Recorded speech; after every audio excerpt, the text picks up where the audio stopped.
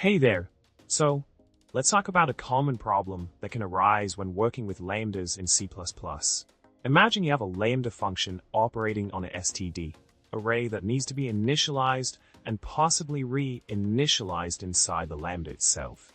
The challenge here is to find a way to handle the initialization of the array and a Boolean flag without triggering value initialization. Now, let's dive into the solution for this problem. There's no direct way to have a default initialize the init capture in a lambda in C++.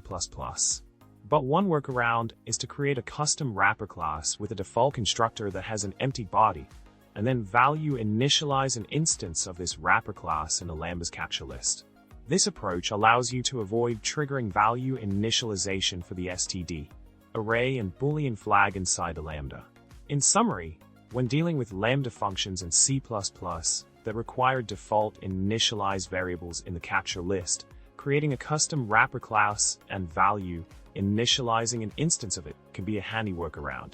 This enables you to manage the initialization of variables inside the lambda without triggering unwanted behavior.